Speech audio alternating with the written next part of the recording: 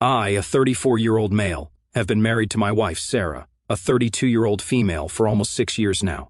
We met back in college. I was the guy who played football, hit the gym 5 days a week, and majored in business, while she was studying communications.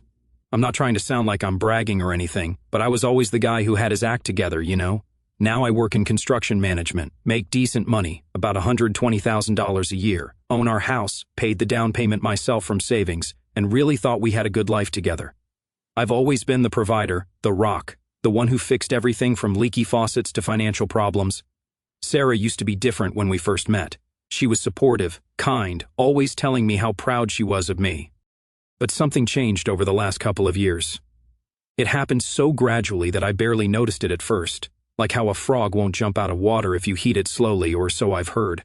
Little comments here and there, less physical affection, more time on her phone, more girls' nights that kept getting more frequent and longer.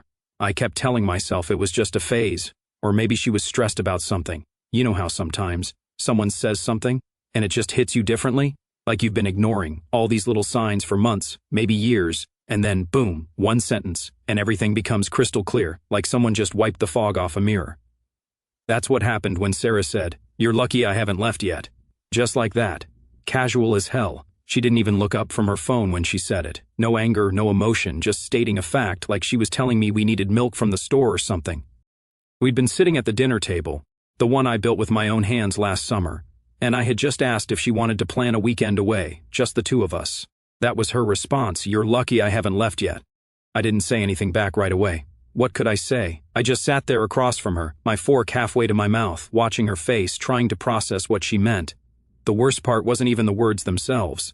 It was how she said them, with complete indifference, like she couldn't care less about my reaction or how those words might make me feel, like she was commenting on the weather. In that moment, everything clicked. All those nights she was glued to her phone. All the plans she made without me, how she barely even noticed I was in the room half the time.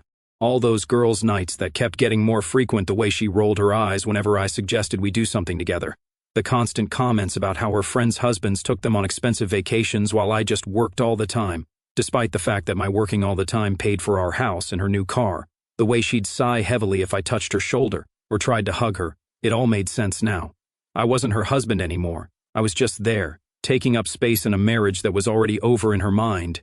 I could have argued with her, could have demanded to know what she meant, but honestly, what was the point? She'd already decided how she felt, and the part that really stung was how she just assumed I'd take it, like I'd swallow those words and move on, like I had with all the other little jabs and comments over the years, like I was some kind of emotional punching bag who'd always be there, no matter how she treated me. Not this time. Not damn this time. I looked down at my plate, the meal I'd cooked, by the way, because she didn't feel like it even though she'd been home all day while I was at a job site for 10 hours. I felt something shift inside me, like a switch being flipped, or maybe more like a dam breaking. All the frustration, all the hurt, all the confusion of the last year or two suddenly crystallized into perfect clarity. I knew exactly what I needed to do. I got up from the table slowly, pushing my chair back. She didn't even bother looking up from whatever the hell was so important on her phone. Probably her feminist TikTok videos she was always watching, or texting her friend Jessica, who'd been divorced twice and hated men with a passion.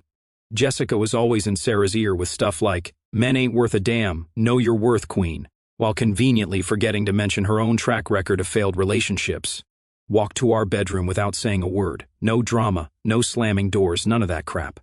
My dad always taught me that real men handle their business with dignity, not emotional outbursts. So I just went to the closet, pulled out her expensive suitcase, the one I bought her for our anniversary last year, $400 from that fancy luggage store she liked, and laid it open on the bed. Then I started packing her stuff, one piece at a time, real careful and methodical. The sound of the hangers sliding on the rod was weirdly calming, almost therapeutic. I focused on folding everything neatly. Her favorite designer jeans that cost more than my work boots, the ones she bought with my credit card. Those tops she always wore to her women's empowerment meetups, where they mostly just complained about their husbands, from what I could tell. Enough stuff, so she wouldn't need to come back right away. I even packed that stupid "The Future is Female" t-shirt she loved wearing around the house, the one she got after she started following that radical feminist podcast. I made sure to pack her favorite shoes too, the expensive ones I got her for Christmas that she wore exactly twice before deciding they weren't in style anymore, and the jewelry her mom gave her, And the designer bag she kept buying even though I kept telling her we should be saving for a rainy day. I wasn't trying to be petty, I was just being thorough. I kind of thought she'd come check what I was doing after a while, maybe laugh it off like it was some kind of joke. "What are you doing, Mike? Stop being so dramatic." Something like that. But she didn't. Minutes passed, like a good 20 minutes, and she didn't move from the couch. She wasn't worried. She didn't think I'd actually do anything about her little comment, and that told me everything I needed to know about where we stood. In her mind, I was a pushover who would never stand up for himself. So I kept packing. I went to the bathroom and grabbed her expensive skincare products from the cabinet, the ones I paid for, like that face cream that cost $95 for a tiny jar, and put them in a separate bag. I wasn't trying to be petty or make a mess of her things. This wasn't some dramatic movie scene where I throw her clothes out on the lawn or cut them up with scissors. This was different. This was me, 6 feet 2 inches and 220 pounds of mostly muscle from years of construction work and gym time, finally standing up for myself in the most controlled way possible. I've never been the type of guy to lose my temper. Even when other guys on the construction site get into heated arguments, I'm usually the one who stays calm and breaks it up.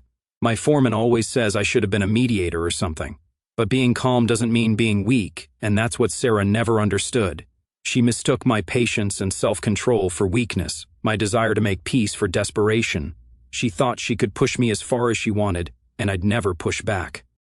As I packed her things, I thought about all the times I'd compromised, all the times I'd apologized for things that weren't even my fault just to keep the peace, the vacations I couldn't take because I was working overtime to pay for the lifestyle she wanted, the friends I'd lost touch with because she always had some reason why we couldn't hang out with them, the hobbies I'd given up because she made me feel guilty about spending time on anything that didn't involve her, the way she'd roll her eyes when I talked about my job or my interests, like what I cared about didn't matter.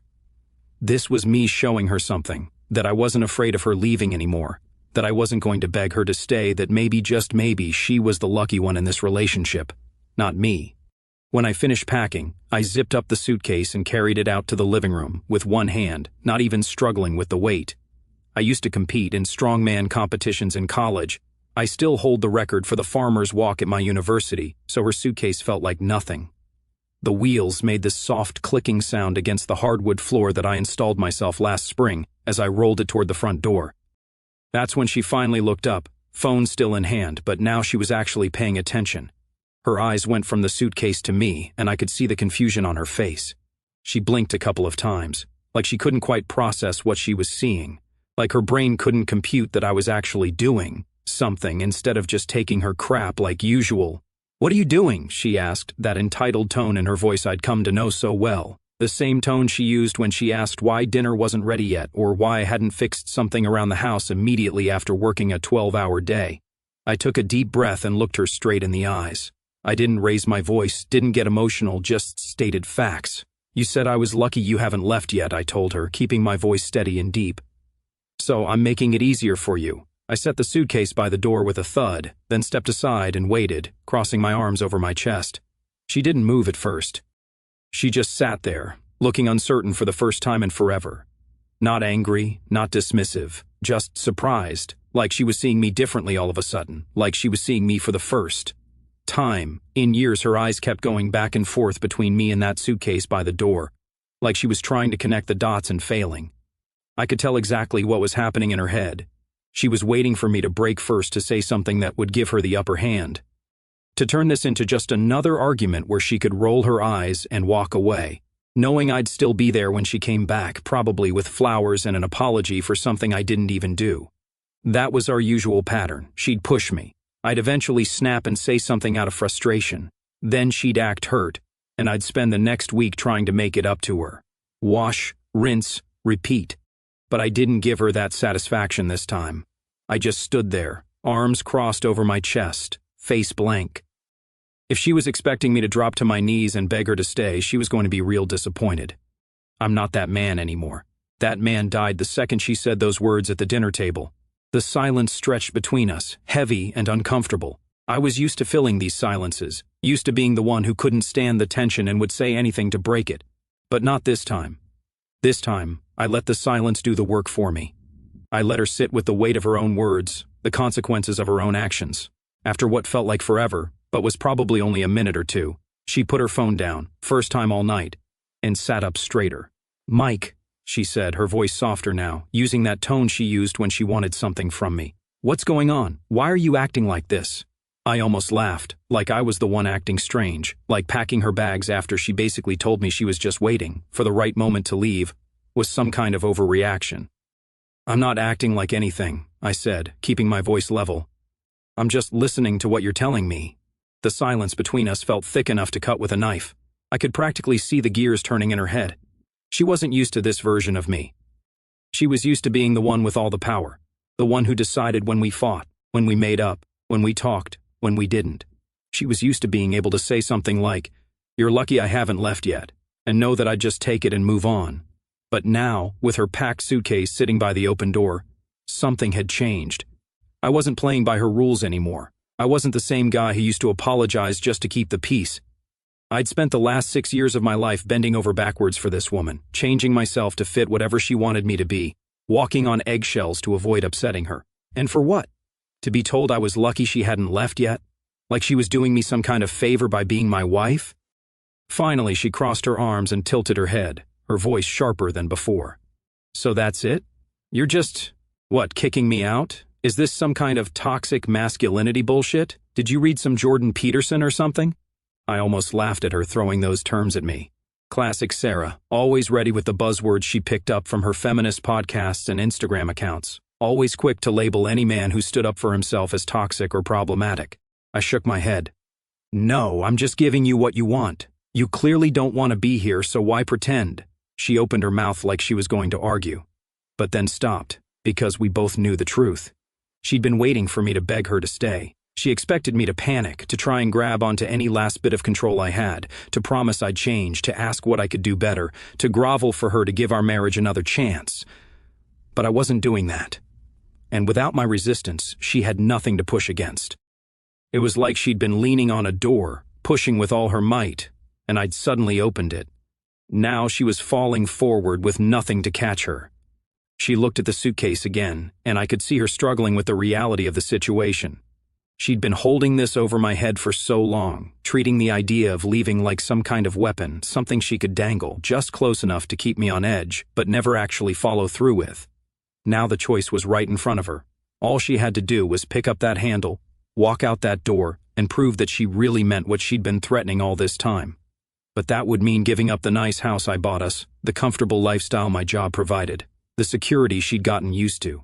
She'd have to pay her own bills, fix her own problems, be an actual adult for once, instead of treating me like some combination of ATM, handyman, and emotional punching bag. "You can't be serious," she said finally, her voice a mix of disbelief and anger. "You're really going to throw away 6 years of marriage over one comment?" There it was, the minimizing, the gaslighting, acting like I was overreacting to one comment instead of responding to years of emotional manipulation and neglect. "Is that what you think this is about?" I asked quietly. "One comment?" She threw her hands up. "What else would it be about? I say one thing and you go nuclear, pack my bags and kick me out. What kind of man does that? The kind who's tired of being treated like he doesn't matter," I said simply. "The kind who's done being taken for granted." She scoffed, but I saw something flicker in her eyes. Uncertainty, like maybe, just maybe. She was starting to realize this wasn't going how she planned. I could see the hesitation in how she stood there, halfway between the couch and the door. She knew that the second she walked through that door, there would be no coming back. We both knew it. She took a slow breath, her expression getting tight, like she was trying to figure out her next move. I didn't say anything. I wasn't going to make this easier for her. If she wanted to go, she could go. But if she wanted to stay, it wasn't going to be on her terms anymore. Her arms tightened across her chest, her nails digging into her skin. She wasn't just hesitating now, she was calculating. I could see it in how her eyes moved, scanning my face for any weakness, any crack in my resolve. I'd seen this look before. It was the same one she used when she was trying to figure out how to get me to agree to something expensive or unreasonable. The look she got right before she'd either start a fight or turn on the charm, depending on which she thought would work better. Then she let out this short, disbelieving laugh. "You're really doing this?" she said, shaking her head. "Unbelievable. What, did you read some alpha male bullshit on Reddit?" She was trying to shame me now, trying to make me feel stupid for standing up for myself, as if having self-respect was something to be embarrassed about. She didn't move toward the suitcase or the door. Instead, she took a slow, deliberate step toward me. "You're throwing me out because of one comment?" she challenged, her voice getting sharper, testing me. "Are you serious? God, men are so fragile. One little thing and you completely fall apart." I didn't react because we both knew it wasn't just one comment. This was about everything that led up to this moment. Every look of indifference, every annoyed sigh, every night she turned away from me in bed, every time she made it clear she saw me as an obligation instead of a partner, every time she went out with her friends and came home at 2 in the morning smelling like perfume and not answering my texts, every time she made me feel like I wasn't enough despite working 60-hour weeks to give her the life she wanted, every birthday or anniversary she forgot while I remembered hers with thoughtful gifts, every time she dismissed my accomplishments at work or the things I was proud of, every time she compared me unfavorably to her friends' husbands or boyfriends, every time she made plans without consulting me as if my time and preferences didn't matter, every time she rolled her eyes when I suggested date night or tried to reconnect, she expected me to crack under her words, to get emotional, to turn this into a fight where she could regain control. But I wasn't playing along. "I'm not throwing you out," I said evenly. "You made it clear you don't want to be here. I'm just making it easier for you." Her jaw tightened, and I saw uncertainty flicker across her face again before she masked it. "Do you even hear yourself?" she asked with a dry laugh. "You think you're proving something right now? You think this makes you the bigger person? What, you think you're some kind of hero in this situation?" I didn't answer, because this wasn't about being the bigger person. This wasn't about being a hero. This was about me refusing to be the smaller one anymore. This was about me choosing myself after years of putting her first. "You know what?" she said, her voice rising. "Fine. If that's how you want to play this, fine. But don't think for a second that this is all on me. You haven't exactly been husband of the year, Mike. You're always working, always at the gym, always with your friends watching sports or whatever. When was the last time you asked me about my day? When was the last time you really listened to me?" I almost laughed at that. I'd spent years listening to her complaints, her criticisms, her endless dissatisfaction with everything I did, but I wasn't going to get dragged into defending myself. That's what she wanted, to turn this around, make it about my failings instead of her words and actions. "If that's how you felt," I said quietly, "you could have talked to me about it instead of telling me I'm lucky you haven't left yet." Her eyes locked onto mine, waiting for some kind of reaction, something she could use. When I gave her nothing, she stepped closer, her voice dropping lower. "You want me to leave? Fine, but don't pretend this is some noble move. Don't act like you're doing me a favor. You have no idea what I've been dealing with being married to you." I still didn't speak. I didn't need to, and she hated that. I could see the frustration building under the surface, the way her fingers twitched at her sides. This wasn't going how she planned.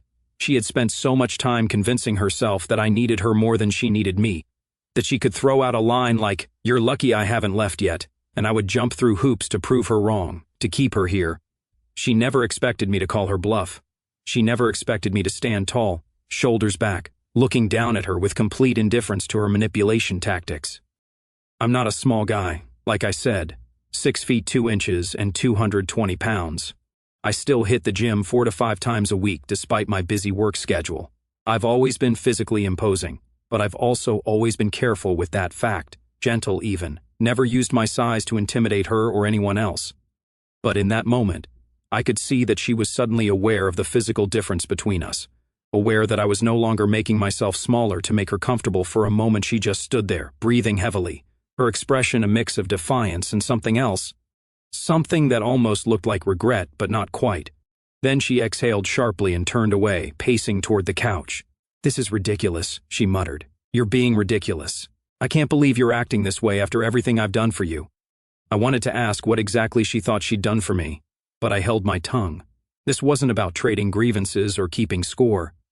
This was about the fact that she didn't want to be in this marriage anymore, but didn't have the courage to end it herself.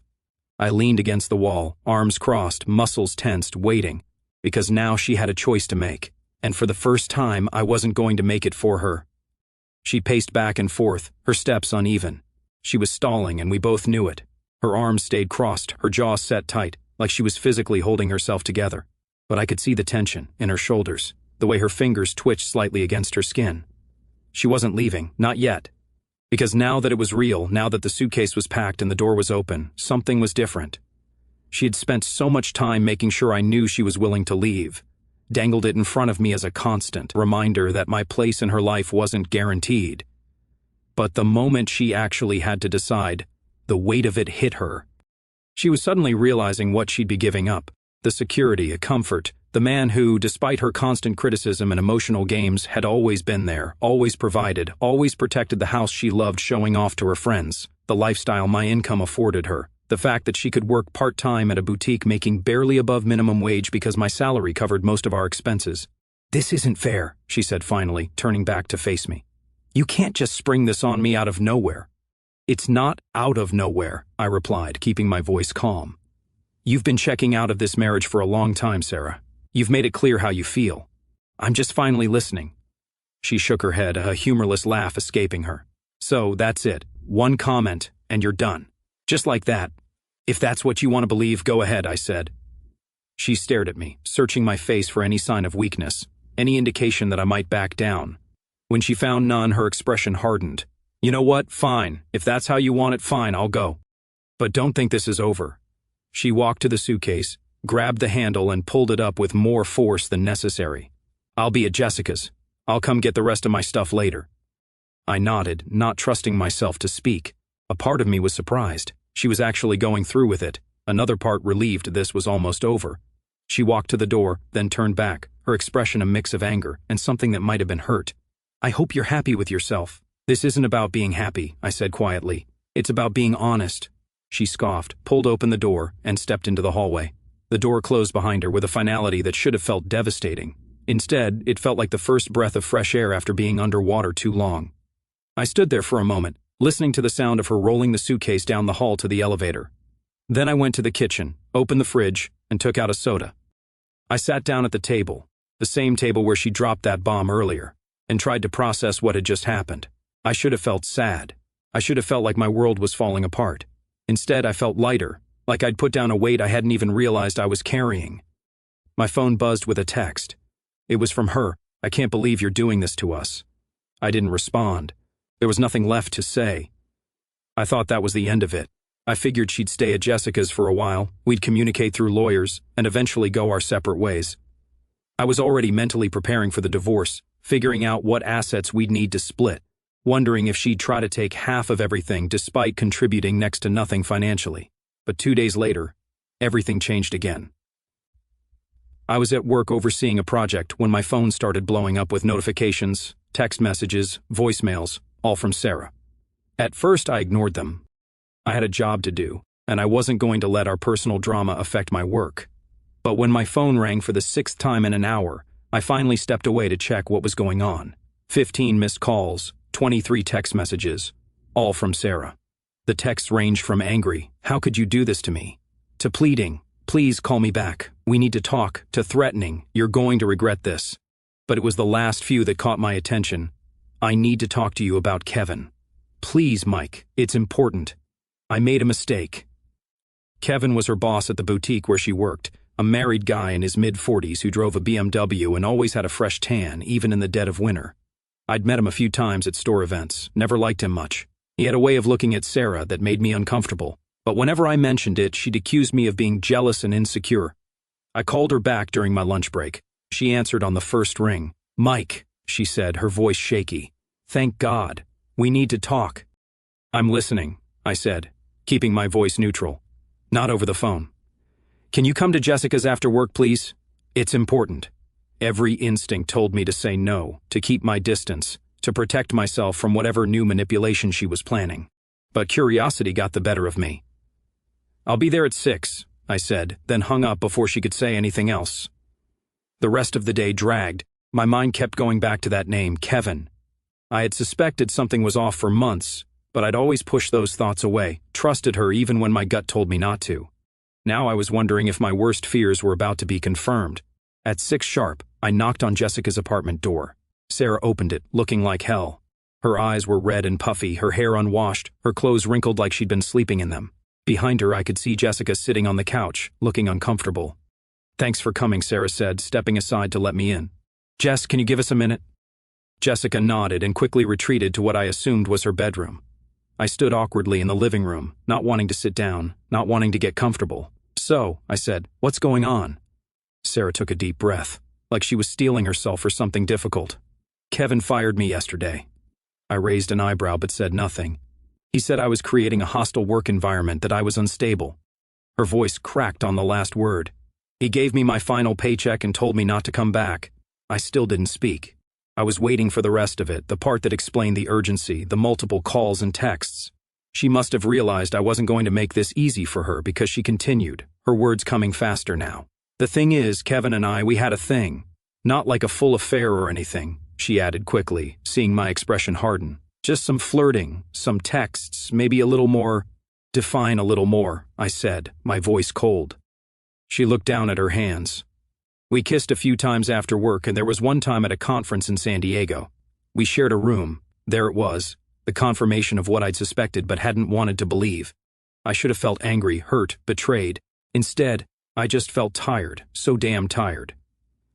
Why are you telling me this now? I asked. Because I made a mistake, she said, looking up at me, tears in her eyes. Because I realize now what I threw away, because his wife found out and threatened to tell you if I didn't. And I wanted you to hear it from me first. Of course, she wasn't confessing out of guilt or a desire to come clean. She was covering her ass, trying to control the narrative before someone else could. And the part about him firing you? I prompted. That's true, too. His wife made him. She works in HR for the company that owns the boutique. She could have gotten him fired, but instead she made him fire me. I nodded slowly, processing this information. So now you've lost your job, your affair partner, and your marriage, all in 1 week. She flinched at my bluntness but didn't deny it. Mike, I know I messed up, I know I hurt you, but I want to fix this. I want to come home. I almost laughed. You want to come home after cheating on me, after treating me like garbage for years, after telling me I was lucky you hadn't left yet. I didn't mean that, she said quickly. I was just, I don't know, trying to hurt you. I guess I was confused and unhappy, but it wasn't about you, it was about me. At least we can agree on that part, I said. It was about you. It's always been about you. She took a step toward me, her hand reaching out. I stepped back, maintaining the distance between us. Mike, please, I love you. I made a terrible mistake, several mistakes, but I never stopped loving you. I looked at her, really looked at her, and tried to remember the woman I'd fallen in love with in college, the woman who used to look at me like I hung the moon, the woman who used to curl up against me at night like I was her sanctuary. That woman was gone, if she'd ever really existed at all. I don't believe you, I said simply, and even if I did, it wouldn't matter. You don't treat people you love the way you've treated me. I can change, she pleaded. I can be better. Just give me another chance. I shook my head. No. The word hung between us, small but definitive, a word I'd rarely used with her. I'd always been yes. Yes to what she wanted. Yes to her demands. Yes to her criticisms. Yes to diminishing myself to make her comfortable. Not anymore. Then I pulled out my phone and showed her the screenshots, the evidence, the bank statements showing she'd been transferring small amounts. A few hundred here, a few hundred there, from our joint account to her personal account, building up a safety net for herself, planning her exit strategy while spending my money. I've known for months, I told her. Just wanted to see how far you'd go. Turns out, pretty far.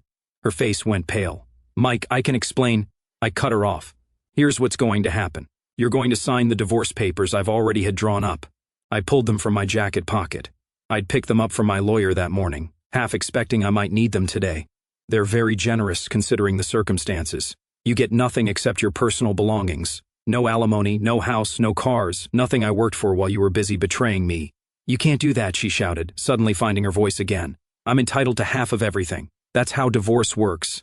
Not when there's documented infidelity and financial fraud, I said, tapping my phone. My lawyer has everything. And Kevin's wife does too. I actually met her for coffee last week. Nice lady. She was very appreciative of the evidence. That's when it hit her, the reality of her situation. Her boss had fired her to save his own marriage. She'd have no job, no house, no money. She'd been planning to leave me, but on her terms, when she had everything lined up. Now she had nothing. Mike, please, she said, her voice suddenly small. I made a mistake. We can work through this. You said I was lucky you hadn't left yet, I reminded her. So now's your chance. She started crying then, real tears, not the fake ones she'd used to manipulate me in the past. Big, ugly sobs that shook her whole body. I'm sorry, she sobbed.